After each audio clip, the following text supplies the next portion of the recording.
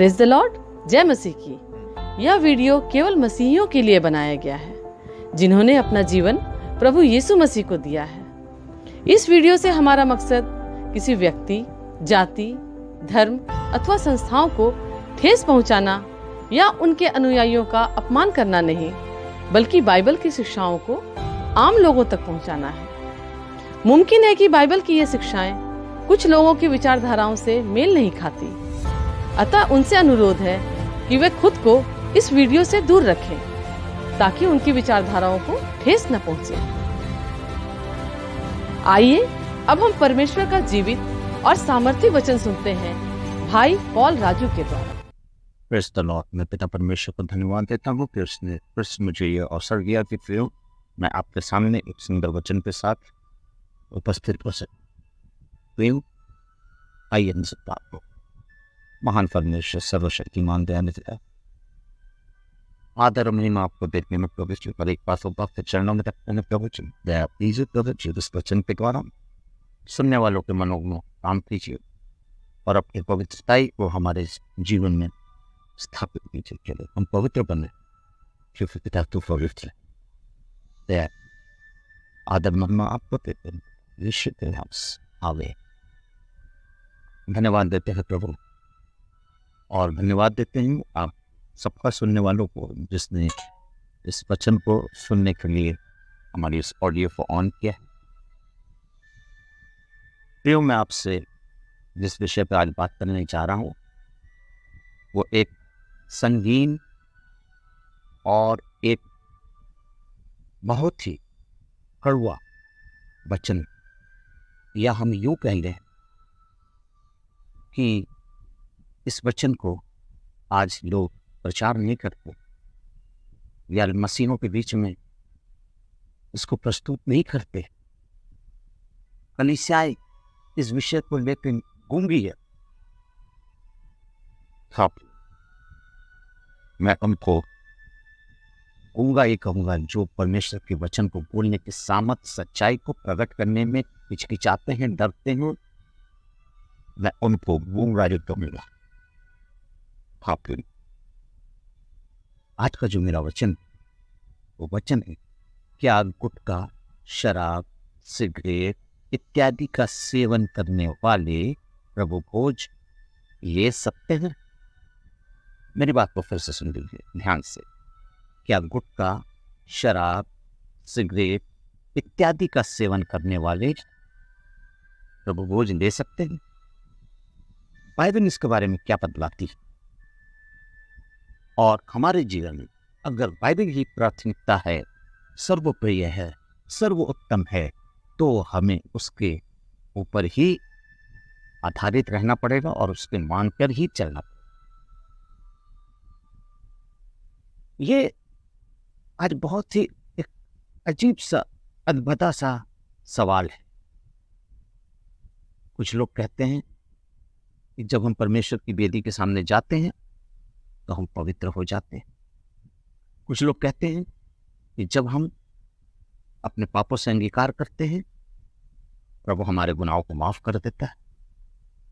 कुछ लोग कहते हैं, कुछ पास्टर्स कहते हैं मेरा काम देना है, बाकी उनका न्याय प्रभु करेगा, वो उनका प्रतिफल उनके साथ है। मेरा काम है उनको प्रभु खोज देना। वो किस परिस्थिति में है मैं अंदरूनी बातों को नहीं जानता, परंतु जब वो अंगीकार करते हैं मैं उसके एवज में उनको प्रभु खोज देता हूँ। चलिए, बिल्कुल सही बात है। ये आपका अधिकार भी नहीं है कि आप किसी को धर्मी या किसी को पापी या किसी भी व्यक्ति के ऊपर उंगली उठाएं, क्योंकि वचन कहता है कोई धर्मी नहीं, एक भी धर्मी नहीं। लेकिन इस प्रश्न का बिल्कुल ही अलग एक दृष्टि है कि बिल्कुल वो आदमी, वो व्यक्ति या वो महिला, क्योंकि महिलाएं भी आजकल नशा करती हैं, वो महिलाएं बिल्कुल प्रभु के शरीर और लहू में नहीं जुड़ सकती हैं। कोई भी व्यक्ति जो यीशु को अपना व्यक्तिगत उद्धारकर्ता मानकर ग्रहण करता है, उसके लिए ये आवश्यक है कि वो हर प्रकार के नशे एवं लत से अपने आप को अलग रखे। पवित्र शास्त्र स्पष्टता से कहता है कि यीशु ने अपना बलिदान इसलिए दिया ताकि हम किसी भी प्रकार के पाप के दासत्व में ना रहे। बाइबल स्पष्ट रूप से बताती है कि जो व्यक्ति किसी भी वस्तु से हार गया है, वो उसका दास बन गया है। अगर आज आप सिगरेट के लत में हैं तो आप उसके दास हैं। अगर आप गुटखा के लत में हैं, आप उसके दास हैं। अगर आप शराब के नशे में रहते हैं, शराब में रहते हैं, तो आप उसके दास हैं। दूसरा पत्रस उसका 2 अध्याय उसका 19 पद और यूहन्ना 8 उसका 34 पद और रोमियो 6 का 16 मैं आपको ये पद देता हूं, क्योंकि मैं इसको छोटे शब्दों में आपको बताना चाहता हूं। मैं इस पर प्रचार कर नहीं रहा हूं, मैं एक छोटा सा टॉपिक लेकर आपके सामने उपस्थित हूं ताकि आज आप इस बात को जान जाइए। यीशु को ग्रहण करने के बाद जो बदलाव एक व्यक्ति के आंतरिक जीवन में आता है, उसे ही नया जीवन प्राप्त क्या वह व्यक्ति माना जाता है और वो नया जन्म प्राप्त कर लेता है। या यूं कहें कि उद्धार का अद्भुत अनुभव वो प्राप्त कर लेता है। जब व्यक्ति यीशु को ग्रहण करता है तो वो अपने पापों को त्याग कर उसकी प्रतिज्ञाओं को मानता है। एक बार प्रतिज्ञा करने के बाद यदि एक मसीह पुनः अपने पुराने जीवन के कार्यों को दोहराता है तो वह प्रभु के नजर में, प्रभु की दृष्टि में पाप। क्योंकि दूसरा पत्रस उसका 2 का 21 और 22 पद में के बीच कुछ इस प्रकार से लिखा हुआ है, उन पर यह कहावत ठीक बैठती है कि कुत्ता अपनी ही छांट की ओर और धोई हुई कीचड़ में लौटने धोई हुई स्वर्णी कीचड़ में लौटने के लिए फिर चली जाती। हाँ, जैसे कुत्ता अपनी छांट को खाता है और स्वर्णी अपने धोए हुए शरीर को फिर कीचड़ की ओर ले जाती है, ठीक इसी प्रकार एक व्यक्ति जब नया जीवन पाता है तो वह अपने जीवन को फिर से उन बुराइयों की तरफ अगर ले जाता है तो वो परमेश्वर की दृष्टि में पाप। बाइबल अधूरे सुधार के प्रति मसीहों को स्पष्ट चेतावनी देती है। आप आधा करते हैं, पूरा करते हैं, ये सही नहीं। यीशु ने स्पष्टता से कहा, यदि कोई जन अपना आधा जीवन प्रभु के निकट और आधा जीवन पाप में रखता है तो वो बर्बादी का वो स्वयं जिम्मेदार होता है।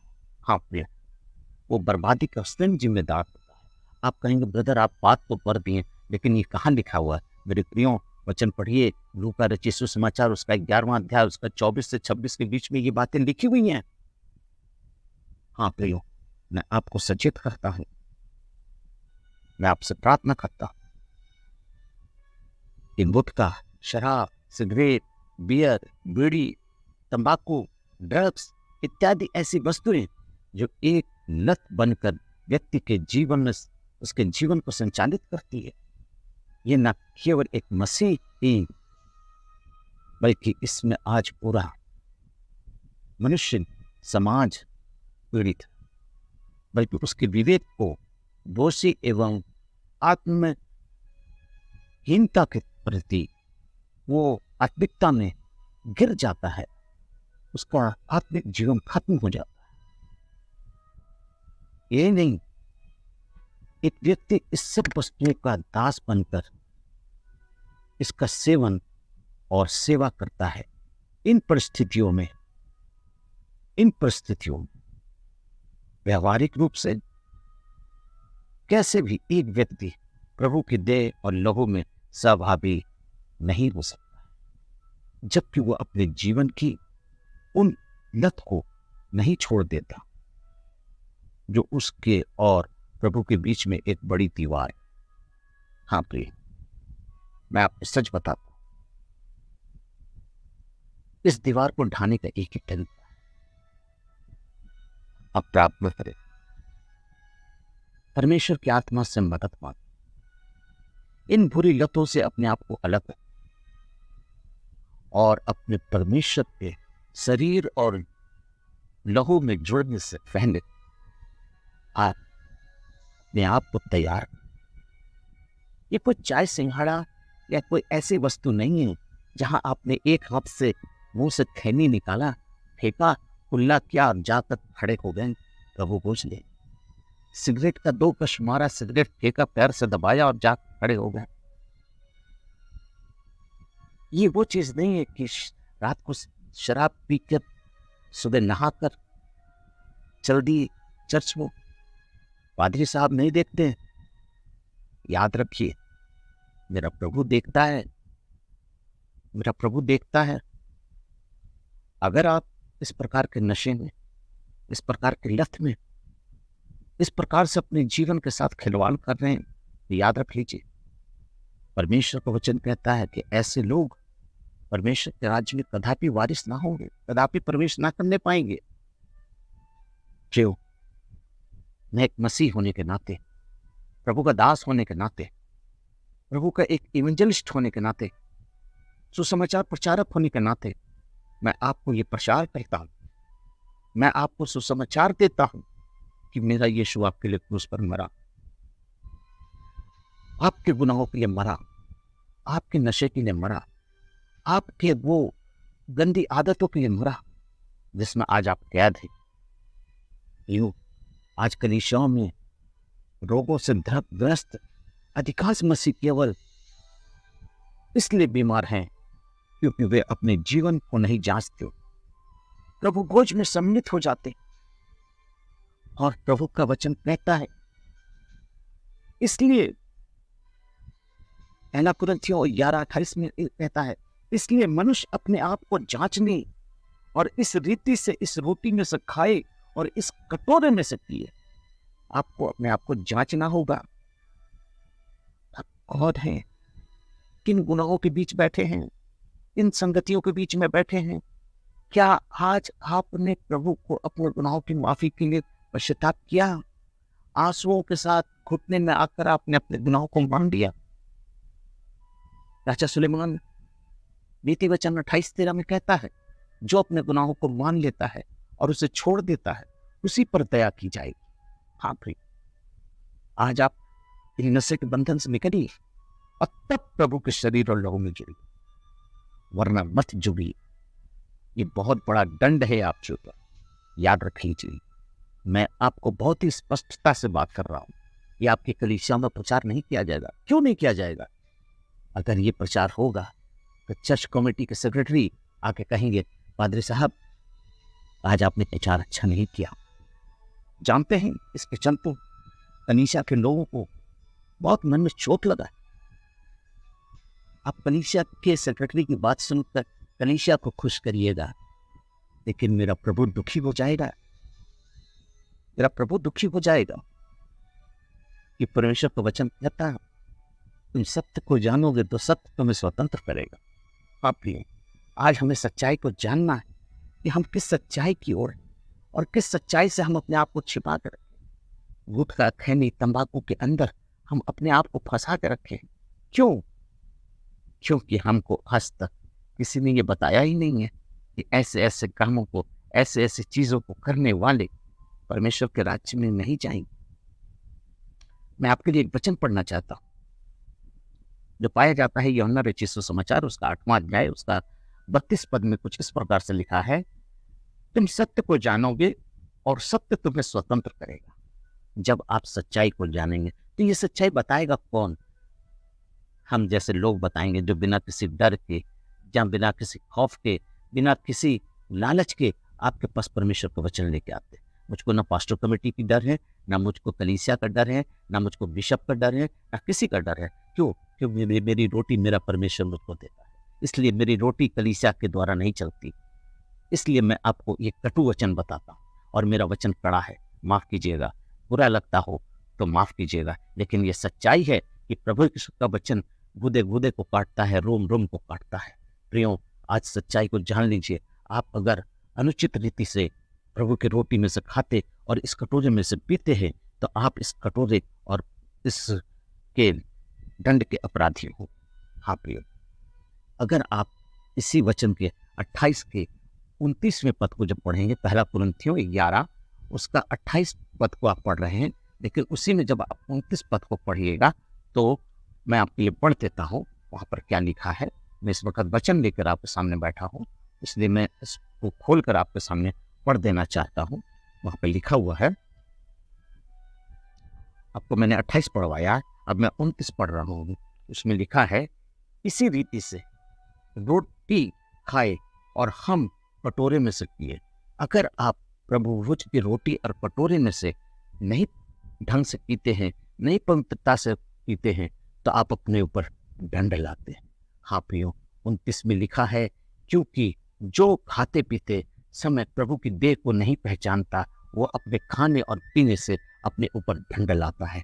आज जो लोग प्रभु की देह को नहीं पहचानते, उसकी पवित्रताई को नहीं पहचानते, उसके लहू को नहीं जानते, उसकी बलिदान को नहीं जानते, वो ऐसे ही है, वो ऐसे ही है जो बिना किसी पश्चाताप के, बिना किसी अंगीकार के प्रभु के शरीर और लहू में चले जाते हैं। गुटखा खाते हैं, खैनी खाते हैं, सिगरेट पीते हैं, ड्रग्स लेते हैं, बीड़ी पीते हैं। क्या अच्छी बात है? मेरा वचन में कहीं नहीं लिखा है कि तुम इन सब चीज़ों का सेवन करो। अगर आपके पास इसकी आदतें हैं तो प्रार्थना तो करो, प्रभु आपके लिए मददगार भेजेगा, आपकी सहायता करेगा, आपको इस बंधन से छुड़ा लेगा।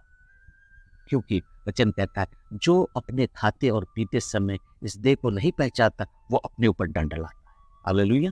तो इससे पहले कि आपके ऊपर दंड आए, आप समझ जाइए कि ऐसी ऐसी वस्तुओं को लेकर आप प्रभु के शरीर और लहू में नहीं जुड़ सकते।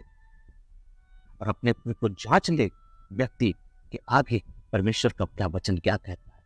परमेश्वर को बाइबल घोषणा करती है, पहला कुरिन्थियों 11:30 में करता है, इसी कारण तुम में से बहुत रोगी और निर्बल है। अर्थात जब आप इन गलत क्रियाओं के साथ उसके साथ जुड़ते हैं, तो आपके शरीर में तरह तरह की बीमारी, तरह तरह के रोग, तरह तरह की समस्याएं उत्पन्न होती हैं। जो आपने अपने परमेश्वर के शरीर को तुच्छ जाना, आपने अपने परमेश्वर के शरीर को अनादर किया, आप बिना उपवास के इस शरीर और लहू में जुड़ते हैं, आप बिना अंगीकार के इस शरीर और लहू में जुड़ते हैं, आप बिना पश्चाताप के शरीर और लहू में जुड़ते हैं। हाँ, नशा में, व्यभिचार में, गुटखा, खैनी, तंबाकू, इन सब गंदी गंदी चीज़ों का सेवन करते हैं, प्रभु के शरीर में जुड़ जाते हैं। क्या समझते हैं? बहुत से लोग समझते हैं, मैं बपतिस्मा ले लिया हूँ, मैं नशा नहीं करता हूँ, मैं प्रभु के शरीर में जुड़ने जा रहा हूँ। लेकिन याद रखिए, आपके मन में अगर एक जन के लिए भी व्यभिचार है, एक जन के लिए भी आपके जीवन में घृणा है, पाप है, लुचपन है, झगड़ा है, लालच है, ये सब पूरी कैटेगरीज में आता है। जो आज एक नशा करने वाला व्यक्ति नशा की हालत में अपने प्रभु के शरीर और लहू में जाकर मिलता है।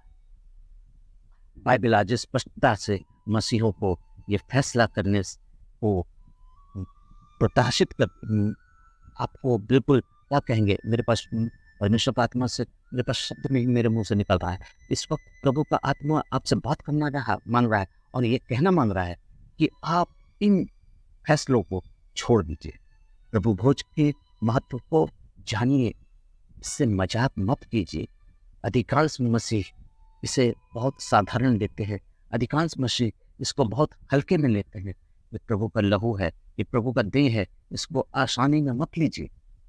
और विशेष करके हमारा जो टॉपिक है, मैं उस टॉपिक पे फोकस करता हूँ। अंत में मैं आपको यही निर्धारित करता हूँ, यही आपसे निवेदन करता हूँ, आपको इसीलिए मैं आपको समझाने की कोशिश करता हूँ कि प्रियो, अगर आप प्रभु के शरीर में नशा के हालत में जाते हैं, अगर आप बिना पश्चाताप के हालत में जाते हैं, आप इस चीज़ों का सेवन करते हैं जो मैंने आगे आपको बतलाया है, गुटखा, खैनी, शराब, तंबाकू, बीड़ी, ड्रग्स और तरह तरह की चीज़ें, अगर आप इसका सेवन करते हैं तो मेहरबानी से उसके शरीर और लहू में मत जुड़िए, मत जुड़िए, क्योंकि ये मेरा यीशु का लहू पवित्र है। वो जब धरती पर गिरा तो धरती के गुनाहों को माफ कर दिया, धरती के बोझ को उठा लिया, गुनाहों के बोझ को उठा लिया। इसका पीठ फोड़े खाकर खेत बन गया, चिर गया। उसके फोड़े खाने से हम चंगे हो। आज आपके शरीर में जो दुर्बलता है, जो गलतियां आप कर रहे हैं, शायद उसी का प्रतिफल है कि आज इसी कारण तुम में से, पौलुस कहता है, तुम में से बहुत से लोग रोगी और निर्बल के खा पिए गए और बहुत से तुम मर भी गए।